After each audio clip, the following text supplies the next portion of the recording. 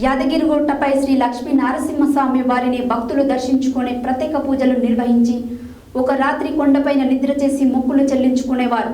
గత ప్రభుత్వంలో ఆలయ అభివృద్ధి పేరు మీద పాత ఆచారాలను పాటించకుండా వాటికి స్థలాలు లేకుండా చేశారు. దీంతో ఆలేరు నియోజకవర్గంలో ప్రజల ఆశీర్వాదంతో గెలిచిన ప్రభుత్వవైపు ఆలేరు ఎమ్మెల్యే బీల ఐలయ్య గత సంప్రదాయాలను ఆచారాలను ఒక్కొక్కటిగా అమలులోకి తీసుకొని వస్తున్నారు.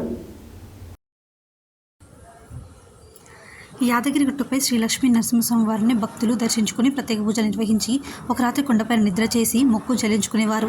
గత ప్రభుత్వంలో ఆలయ అభివృద్ధి పేరు మీద పాత ఆచారాలను పాటించకుండా వాటికి స్థలాలు లేకుండా చేశారు. దీంతో ఆలయ నియోజకవర్గంలో ప్రజల ఆశీర్వాదంతో గెలిచిన ఆలేరు ఎమ్మెల్యే బీర్లయ్య గత సంప్రదాయాలను ఆచారాలను ఒక్కొక్కటిగా అమల్లోకి తీసుకుని వస్తున్నారు. తాజాగా మొక్కులు చెల్లించుకునేందుకు కొబ్బరికాయలు కొట్టే స్థలాన్ని ప్రారంభించారు. దీంతో పాటు అంతకుముందు ఆటో కార్మికులను కొండపైకి అనుమతించారు. శుక్రవారం ఉదయం యాదగిరిగుట్టపైన భక్తులు నిద్ర చేయడం కోసం డార్మెంటరీ హాల్ను ప్రభుత్వ ఆలేరు ఎమ్మెల్యే బీర్లయ్య ఆలయ అధికారులతో కలిసి ప్రారంభించారు. అదేవిధంగా బ్రహ్మోత్సవాల సందర్భంగా ఏర్పాటు చేసిన ధార్మిక సాహిత్య మహాసభలను ప్రారంభించారు. అనంతరం శ్రీ లక్ష్మీ నరసింహస్వామి వారిని దర్శించుకొని ప్రత్యేక పూజ నిర్వహించారు. ఎండాకాలం భక్తుల సౌకర్యార్థం కోసం షెడ్ నిర్మాణం చేసి శంకుస్థాపన చేశారు. ఆ తర్వాత బ్రహ్మోత్సవాల్లో భాగంగా శ్రీ లక్ష్మీ నరసింహస్వామి వారి కృష్ణావతార సేవలో పాల్గొని సాష్టాంగ నమస్కారం చేశారు. సాదయామి జ్యోతిర్విదంతా సాదయామి భాస్వతిని సాదయామి జ్వలంతి సాదయామి మల్మలాభం పంచోపచారాన్ సమర్పయామి. హరి ఓం అయం ముహూర్తస్సు ముహూర్తోస్తు కలశారాధనం కరిష్యే.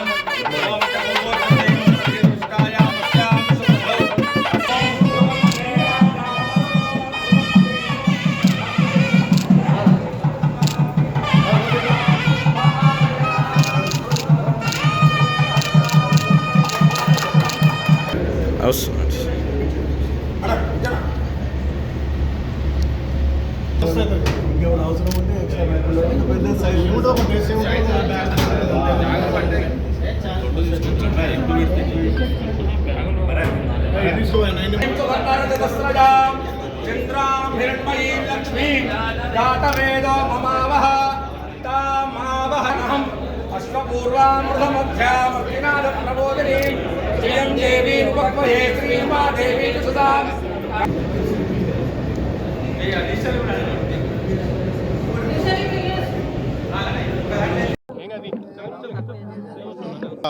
దినదినాభిగా ఈ కాంగ్రెస్ ప్రభుత్వం వచ్చిన 90 రోజులనే యారుటకు పూర్వం తెస్తామని గతంలో మాటిచ్చి అంచెలంచెలుగా ఇప్పటికే గత సాంప్రదాయబద్ధంగా ఒక 5 పనులను ఇప్పటికే ఇంప్లిమెంట్ చేసినాం. మొదటగా ఆటోలను కుంటపైకి ఎక్కించి భక్తులకు ఇబ్బంది లేకుండా కొండ మీద ఉన్నటువంటి వాళ్ళకు జీవనోపాధి కల్పించుకుంటూ భక్తులకు ఎక్కడ కూడా అసౌకర్యం లేకుండా ఆటో కార్మికులకు అసౌకర్యం లేకుండా ఆటోలను అనుమతించడం జరిగింది.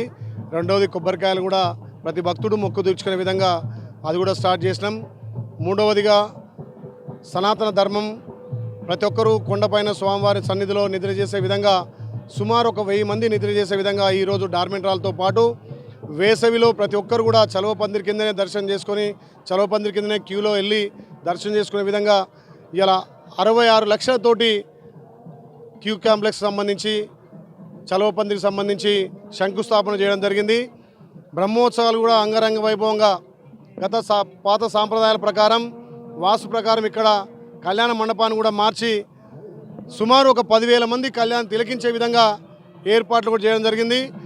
యారుట అభివృద్ధితో పాటు పాత సాంప్రదాయాలను కట్టుబాట్లను కూడా మళ్ళీ పునరుద్ధరించి యారుట పూర్వపం తెస్తామని మాటిచ్చి ఒక్కొక్కటిగా ఇంప్లిమెంట్ చేయడం.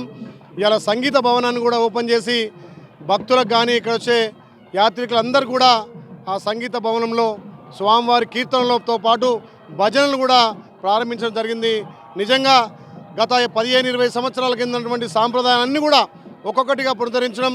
గౌరవ ముఖ్యమంత్రి మొన్న వచ్చి ఈ ఆరుటకు ప్రత్యేకంగా నిధులు ఇస్తారని మాట ఇవ్వడం, ఎండోమెంట్ మినిస్టర్ గారు కొండ సురేఖ గారు, ఈ ప్రాంత అభివృద్ధి దాత R&B మినిస్టర్ కోమటిరెడ్డి వెంకరెడ్డి గారి సహకారంతో, జిల్లా మంత్రుల సహకారంతో, తుమ్మల నాగేశ్వరరావు గారి సహకారంతో, పెద్ద ఉత్తమ్ కుమార్ రెడ్డి సహకారంతో యారుటను పూర్వం తెచ్చి అన్ని అభివృద్ధి ముందుకు పోతున్నాం. కాబట్టి ఇవాళ డార్మెంట్లతో పాటు సంగీత భవనాన్ని కూడా శంకుస్థాపన చేయడం జరిగింది, ప్రారంభించడం జరిగింది. అదేవిధంగా చలవ పందిర్లకు కూడా పర్మనెంట్ స్ట్రక్చర్గా ఇవాళనే ప్రారంభించడం. భక్తులు చాలా సంతోషంగా ఉన్నారు. వీటితో పాటు వచ్చే భక్తులకు అన్ని విధాల సౌకర్యాలతో పాటు water facility, latrine bathroom facility, ఇక్కడ అన్ని విధాల వాళ్ళకు వసతి కల్పించి బ్రహ్మోత్సవాలను అంగరంగంగా వైభవంగా చేస్తున్నాం. 18 తారీఖు కళ్యాణం, 19 తారీఖు రథోత్సవం. రాష్ట్ర నలుమూలల దేశముల నుంచి భక్తులు వచ్చి స్వామివారి ఆశీస్సులు తీసుకోవాల్సిందిగా మనం చేస్తున్నాం. Thank you.